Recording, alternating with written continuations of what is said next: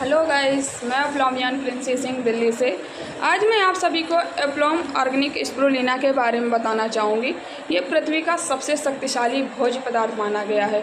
इसे नीला हरा शैवाल काई भी आप कह सकते हैं। ये बहुत सारी बीमारियों को रिकवर करने में सहायता करती है, जैसे मोटापा और डायबिटीज़ को भी कंट्रोल करता है।